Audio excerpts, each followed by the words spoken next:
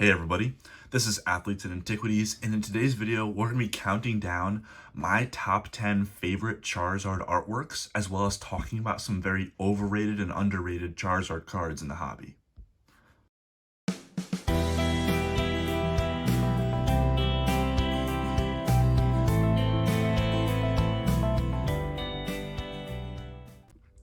So before we start, I just wanted to mention, I apologize for my voice if it sounds very froggy.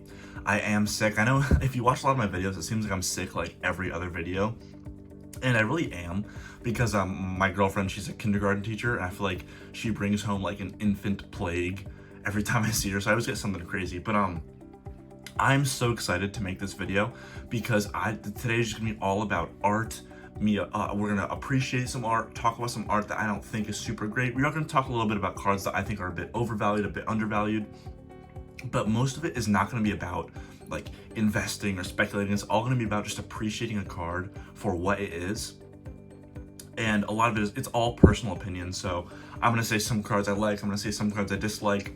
If you disagree with them, feel free to let me know in the comments. But this video was actually recommended to me by someone who was watching a video. So if you have any sort of video suggestion, let me know. I try my best to make every suggestion into a video. It might take a few months because I have a long list of videos that I try and make, but it will get out there. So we're gonna start off with my top 10 favorite Charizard artworks. Then we're gonna start talking about some overrated, underrated, as I said, some cards that I really like, some cards that I really dislike, and then we're gonna talk about the Charizard hype as a whole, because that's a really important topic. Could probably be its own video, but just about like how the hobby perceives it as like it's a golden boy for some reason. But that's towards the end of the video. So first, for my top 10, I'm just gonna jump right into it. My number 10 favorite Charizard artwork is actually not from the TCG. It's actually a Carddass Prism card from the very early years of Pokemon. It's a super unique Sugimori artwork, hasn't been featured anywhere else that I know of. Certainly not on a card, but maybe it was on like a promotional poster or something, but it was very unique to that card. And it's the super aggressive and vulgar style that was very uncommon in these early years. You know, in the early years, like Base, Jungle, Fossil, all these cards were just the Pokemon on a plain background. It was just a portrait with the plain background, sometimes hollow, but most of the time it was just like a monochrome or a plain color. But this Carddass Prism has this has character and emotion where a lot of cards at this time really did not. So I love that whole set, stands out, but I just love that artwork. So that was my number 10. Number 9 is the EX Crystal Guardians Charizard. I know you're looking at my beautiful PSA 5. This is a childhood card that I just got encapsulated to protect it. You know, the corner is messed up, but it's really not that bad. So I just love it. I don't plan on selling this, so I have no reason to profit off of a PSA 5 if that's even possible. But I love this card. It's my number 9, not necessarily because of the art itself. Like, the Charizard is nice, but I just love the idea of this Delta species, like electric and steel type. So as a kid, I grew up in late EX era, early Diamond and Pearl. And I didn't really know much about anything, obviously, but I didn't know much about Delta species. And one day, I see a friend on our school bus, and he has this electric type Charizard, and it just blew my mind. Because I was like, Charizard's a fire type. Like, was that a misprint? Like, I didn't understand what it was. But I saw this other kid with this card, and it became a grail of mine. Eventually, I convinced him to trade it to me, which is the card you're seeing right here. My childhood friend, I swindled him in a deal a little bit, maybe took advantage of him. I don't actually remember what I traded, but I feel like this card was so important to me, I felt like I won that trade. And now I've kept it 15 years later, or however long. So a very important card to me. I love just what it represents, because it was such a large leap in creative ideas from the Pokemon Company. Because, you know, they took over from WotC in 2003, and they had crystals, they had shinings, they had a little bit of, they were trying new things, but then Nintendo comes over and they're like, bam, you know, we're doing EXs, we're doing Delta species, we're doing these crazy reverse holo patterns, we're going nuts, we're going gold stars. They just did everything, and this was one of those cards where I was like, this is insane. Like, it was just, I loved the card as a kid, and even owning it as an adult, I still have that like emotional attachment to it. So that comes in at my number 9. For 8, I have some sealed product to show you, and it is a Reshiram and Charizard GX. It's not the alternate art, it's not the promo, it's not the full art, it's just the standard Reshiram and Charizard. So I'm gonna put it down, I'll put a picture of it on screen so you don't have to just look at this box. But I love this card because it's this great hand-drawn, like colored pencil style, with a very like aggressive pose of these two majestic dragons, you know, with the Reshiram and Charizard, they're like working in sync to do whatever. But this card was released as a different full art, as well as the full art, as well as the alternate art promo, like I was saying. But the base tag team, the one I just showed you, it just speaks to me much more. It almost feels like a Yu-Gi-Oh style art. If you're familiar with that at all, I'm not a Yu-Gi-Oh fan, but some of his art kind of looks like that. It looks like prehistoric. And I don't know, it really stands out to me. I love that artwork. So I put that as number 8. It's probably the least valuable version of Reshiram and Charizard, but it's my favorite by far. So I'm gonna take a quick sip of water, sorry. So that was number 6. Sorry, I'm getting ahead of myself. That was number 8. Now for number 7, I don't have this card, which I have a story about that in a bit, but it's the Gold Star from was it Dragon Frontiers? I believe it was Dragon Frontiers. So this shiny Charizard, it just speaks for itself. You know, I have it on screen now, but there's not much I can really add to it other than just like, you know, like just enjoy this great art. It's so the shiny variants had been done previously, but I think this shiny variant was done much better than other versions. You know, Shining Charizard from Neo, it's beautiful, but it's just a silhouette of it like flying away, almost like episode 1 Ho-Oh, if you're familiar with the anime. But it doesn't capture the personality of Charizard much. This one was, I guess, the second shiny Charizard ever made, but this one just feels like powerful, you know? The fire is leaving the art, which was unique for Gold Stars at the time. It's a dark type Delta species, so going on with the electric type one that I loved. It's incredibly sought after, and it has everything going for it. You know, it's got the dark typing, the fire, just the rarity, the scarcity, the attention. It's like held on a pedestal from mid-gen. Love that artwork. And one small anecdote is when I first started getting a job, when I was like 16, this was well before the boom, I finally had money and I was trying to spend some in the hobby, and I was looking for a Gold Star Charizard, but a Japanese one. And at the time, a Japanese Gold Star Charizard in like light play condition was about like $180, 180, 170 around there. And it was in my cart. I had a bunch of them saved. I was so close to buying one. I never did. And I kicked myself. I bought some other things that did well, but I just wish I got that card because now I can't justify that price, but I wish I owned one. So I kind of wish I got one back then, obviously, but I just never pulled the trigger, and now it's come back to bite me. So that's number 7 with the Gold Star. Number 6 is the alternate art, actually a very modern card, the alternate art Sword and Shield 260, which is the sleeping Charizard from the UPC. So I love arts that feel like it's capturing the characters in a realistic environment. You know, not every art needs to be powerful and mean. You know, it's nice when we get an art of a character, you know, and it's just in its natural habitat. This Charizard looks like it's like a combination between like a coiled snake and a tuckered out dog at a park, if that makes sense. Like, you know, it's like its neck is wrapped around, so it looks like a coiled snake, like in that kind of like a fierce animal in a quiet state kind of vibe, but it's also just like, looks like it's tuckered out, you know, just played some fetch or whatever. I just love that art. And there's the Venusaur in the distance. It's like foreshadowing the coming battle of its Brilliant Stars alternate art card. It's overall just a very soothing card, and my favorite from the Zard UPC by far.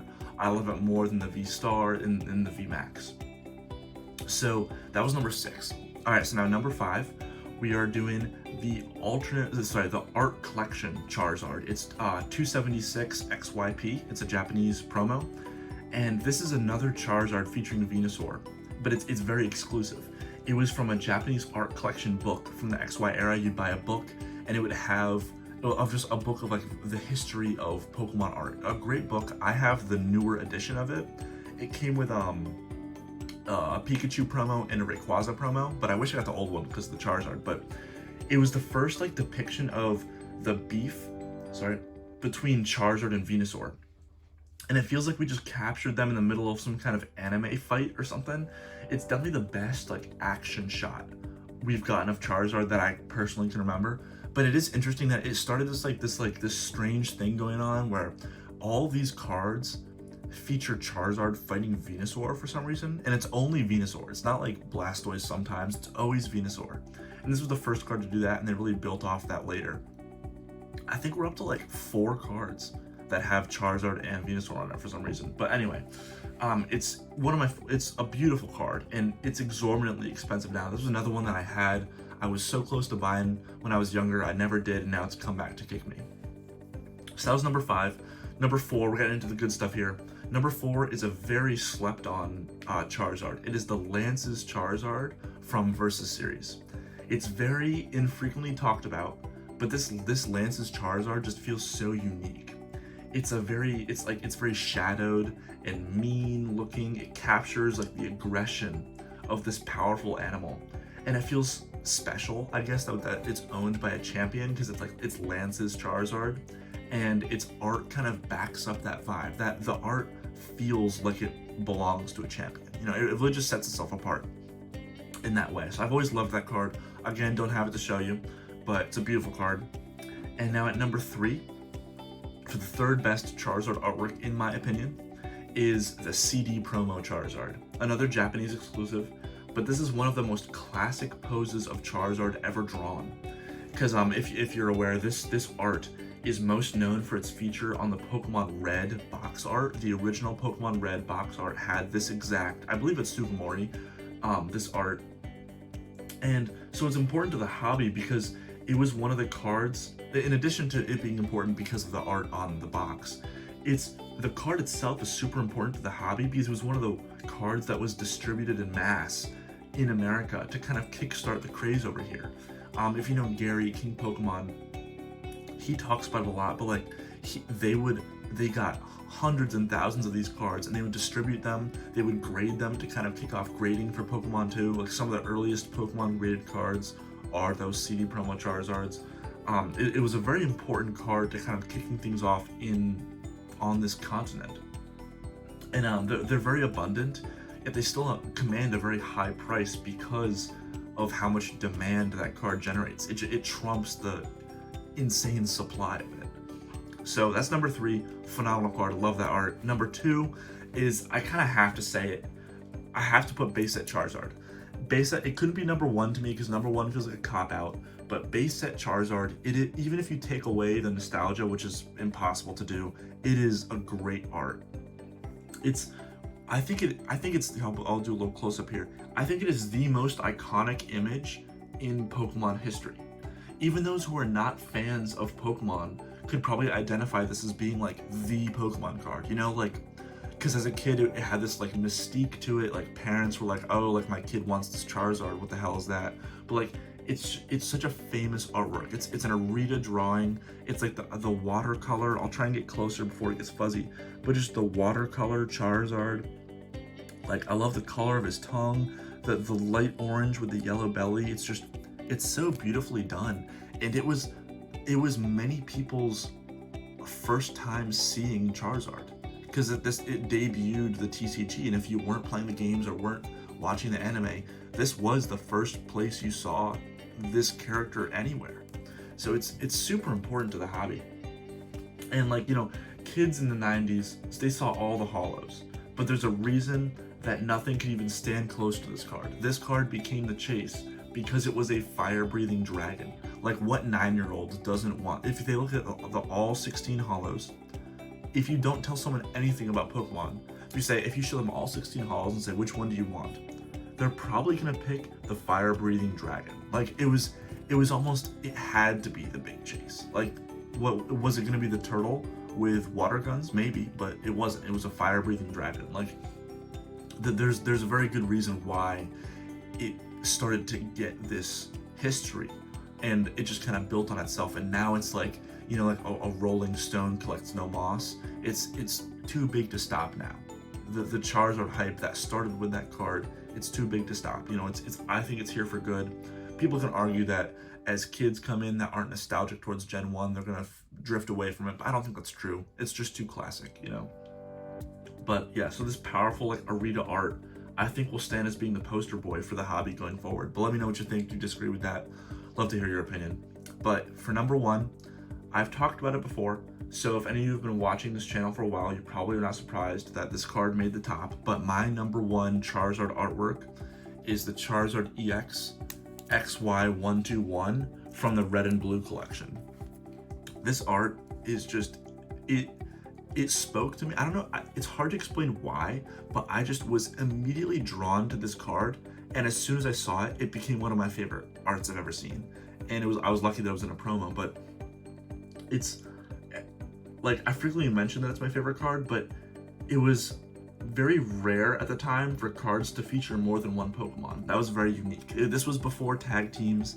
This was before those alternate arts with like they're in some environment or something. It was the first, one of the first, not the first, because Southern Islands did it in some capacity, but it was one of the first times that many Pokemon were featured together in like a cohesive environment on a card. And so like it has this beautiful illustration surrounded by other powerful fire types like Magmar and Flareon, you know, like it just looks stunning. And due to it being a promo, it's very affordable and abundant, which is great for me because even like this card in an 8 is like 50 or 60 bucks. Even if this card was 5 times as expensive, I would still buy it without hesitation. I'm just lucky that it ended up being a promo. The one thing that could make it better is if it was textured, but we're just nitpicking at this point. So like, what are you gonna do? Not many things were textured at that time, but it's just a beautiful art and is far and away my favorite Charizard artwork ever printed. That's even including the modern alt arts.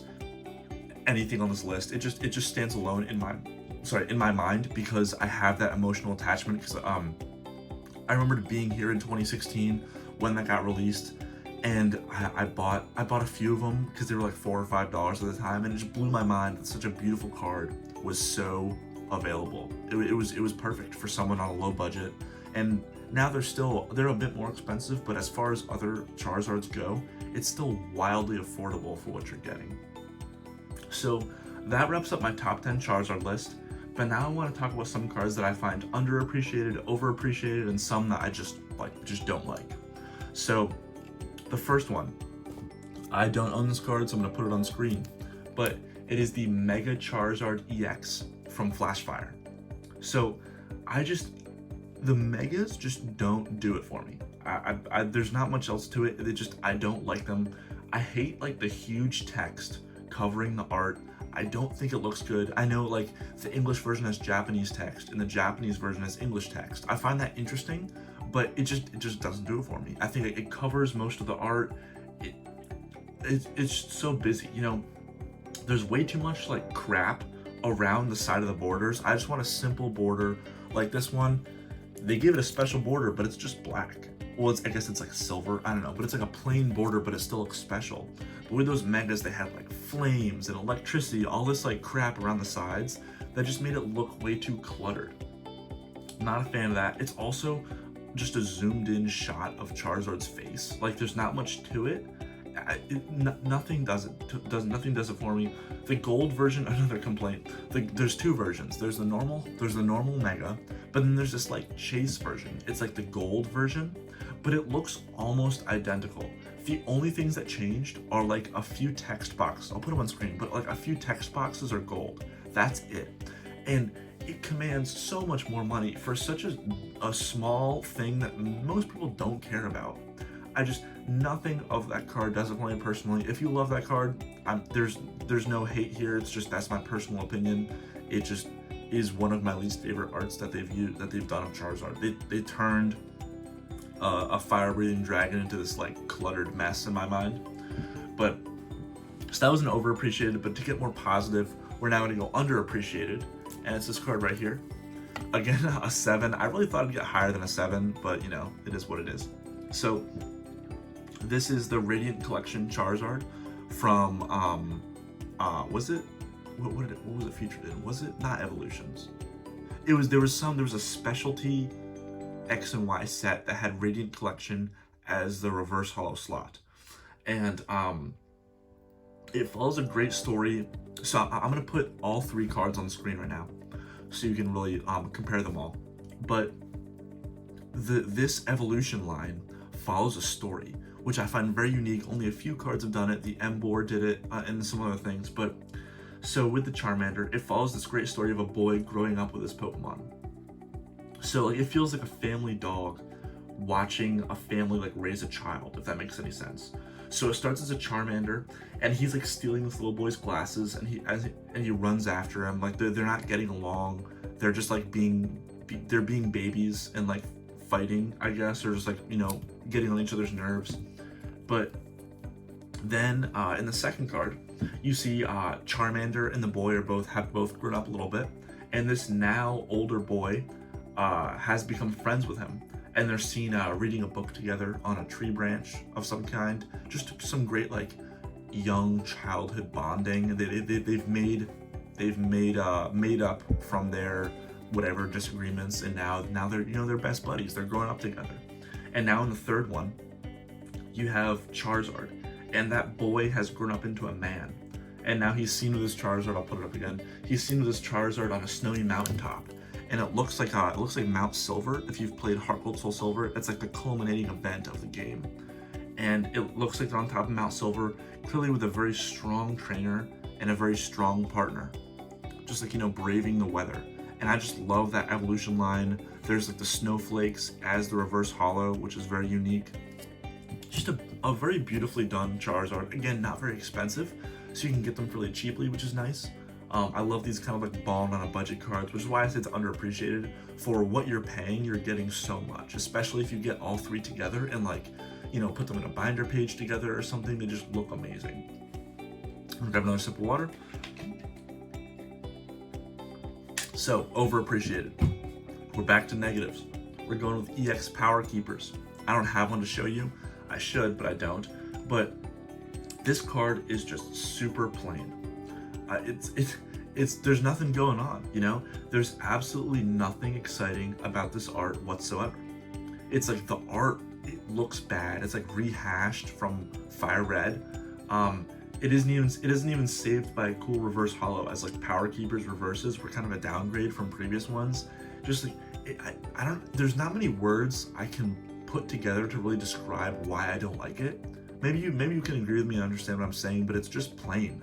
There's nothing happening in this card. It doesn't do it for me. Like, it could just be a non-holo. I wouldn't even notice. Like, there's nothing there. So that's when I don't really like that.